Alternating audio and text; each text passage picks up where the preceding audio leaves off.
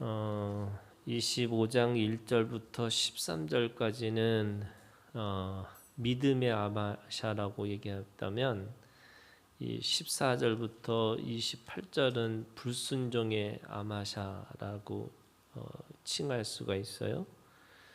그러니까 25장 2절에 있는 말씀에 보면 아마샤가 여호와께서 보시기에 정직하게 행하기는 하였으나 온전한 마음으로 행하지 아니하였더라. 이게 이 아마사의 이력서예요. 신앙의 이력서죠.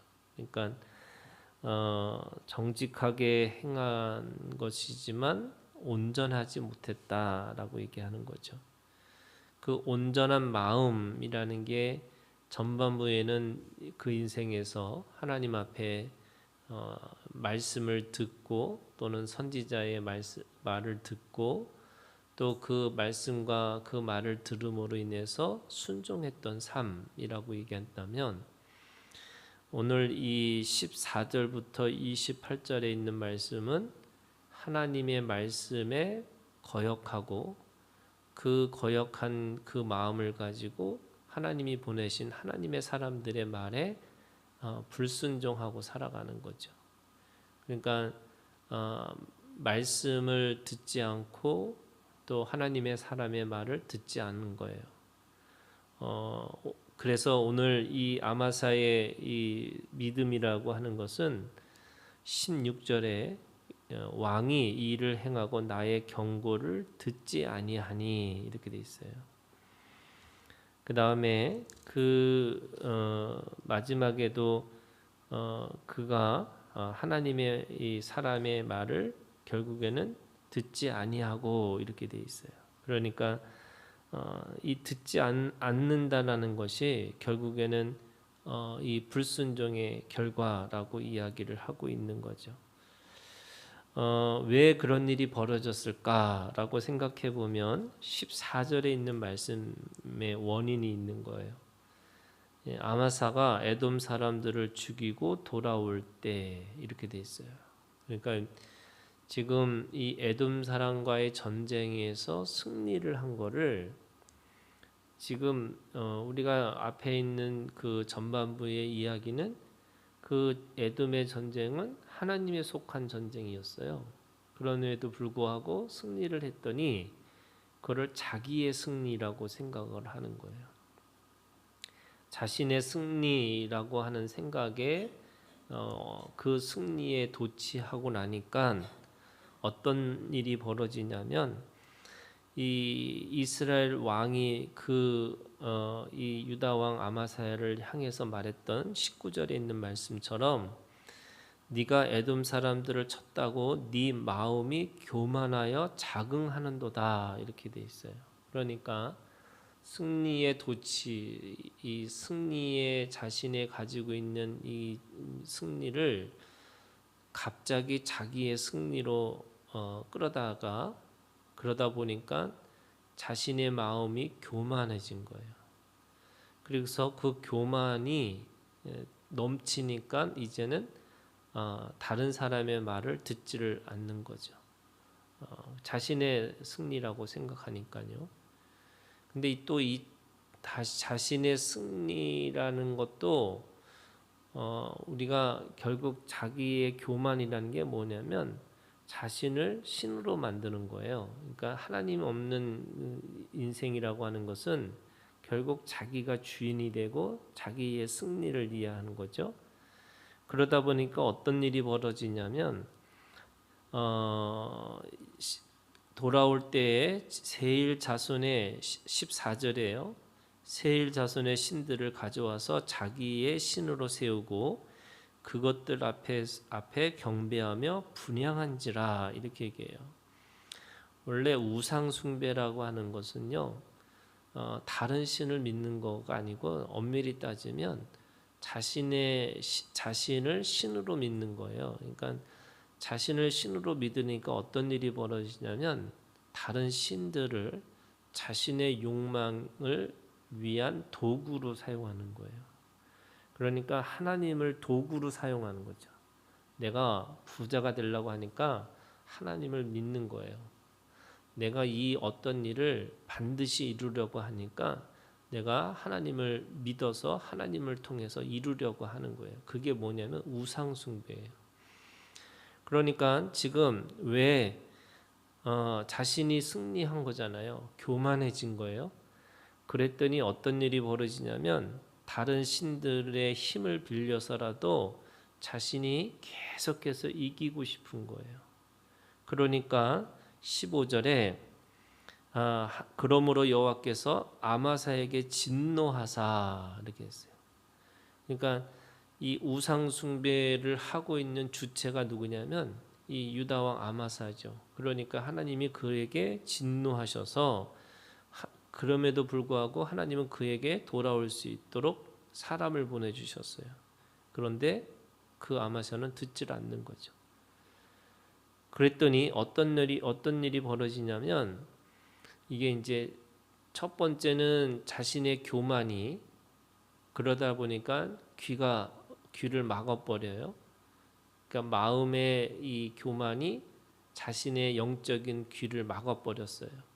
그 귀를 막다 보니까 이제는 다른 신을 이용해서라도 자신의 이 승리를 더 구하고 살려고 하는 거예요. 그랬더니 17절에 유다 왕 아마사가 상의하고 예르의 손자 여호아하스의 아들 이스라엘 왕 요아스에게 사신을 보내어 이르되 오라 서로 대면하자 한지라 이렇게 얘기해요. 이 대면이라는 게 어떤 거냐면 전쟁을 하겠다는 거예요. 그러니까 교만이 이 우상 숭배까지 가고 남의 하나님의 말씀을 또는 하나님의 사람의 말을 듣질 않고요. 그러다 보니까 어떻게 하냐면 자신을 과시하면서 자신에게 그 힘이 대단한 것을 느끼면서 다른 사람들을 쳐서 또 복종케 하려고 하는 거예요. 그랬더니 보통 유다 왕이 믿음이 있고 이스라엘 왕은 믿음이 없는 건데 오늘 이 이스라엘 왕 18절에 이렇게 이스라엘 왕 요아스가 유다 왕 아마사에게 사람을 보내어 이르되 레바논 가시나무가 레바논 백향모에게 전가를 보내어 이르기를 이렇게 했어요. 가시나무가 누구냐면 유다 왕이에요. 레바논 백향목은 자신을 얘기하는 거예요.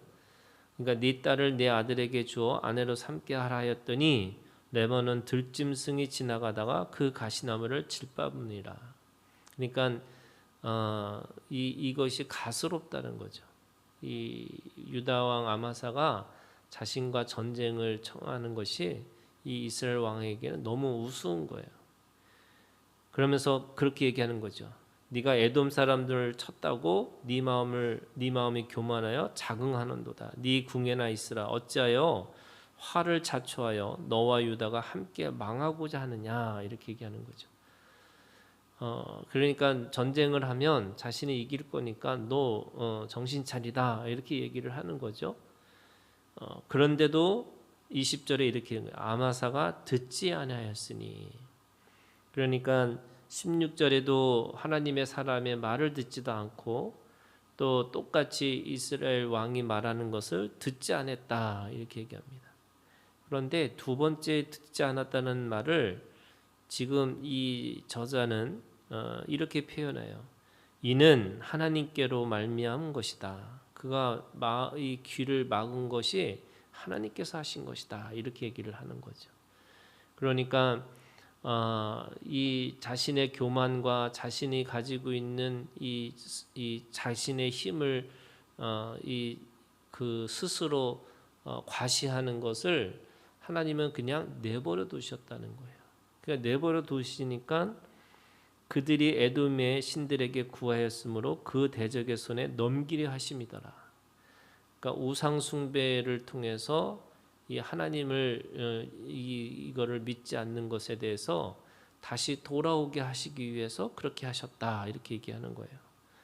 그랬더니 전쟁을 실제로 치렀더니 어떤 일이 벌어지냐면 이 사로잡혀기도 하지만 모욕과 수치를 당하는 거죠. 23절 끝에 보면 유다 왕 아마사를 사로잡고 예루살렘에 이르러 예루살렘의 성벽을 에브라임 문에서부터 성 모퉁이 문까지 400규빗을 헐고 또 하나님의 전안에서 오벳에돔이 지키는 모든 금, 은과 그릇과 왕궁의 재물을 빼앗고 또 사람들을 불모로 잡아가지고 사마리아로 돌아갔더라.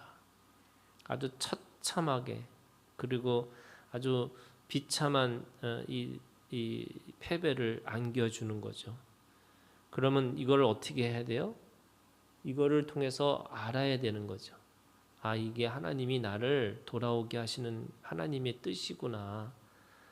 이거를 깨달아야 되는데 사실은 그 말씀에 보면은 26절에 이렇게 있어요. 아마사의 이외의 처음부터 끝까지 행적은 유다와 이스라엘 열왕기에 기록되지 아니하였느냐. 아마사가 돌아서서 여호와를 버린 후로부터 예루살렘에서 무리가 그를 반역하였으므로 그가 라기스로 도망하였더니 반역한 무리가 사람을 라기스로 따로 보내어 그를 거기서 죽이게 했다. 이렇게 얘기하는 거죠. 그러니까 아주 비참한 최후를 맞이합니다. 이게 끝까지 이게 잘못됐으면 이게 그러니까 이 아마사는 전반부는 믿음이고 후반부는 이 불순종이지만 하나님은 그를 계속해서 돌아오게 하시는 장치들을 두셨어요. 그러면 들어야 되는데 그래서 회개하고 다시 그가 이것이 내가 잘못했구나라고 깨달아야 되는데 그 인생이 도망하다가 또 자신의 신하에게 또 사로잡혀서 죽는 이 비참한 최후를 맞이하게 된 거죠. 그런데 28절에 이렇게 얘기합니다. 그의 시체를 말에 실어다가 그의 조상들과 함께 유다 성읍에 장사였더라. 이 아마사는요, 그래도 하나님 앞에 조상에게 돌아간 그런 믿음의 사람으로 인정을 해줘요.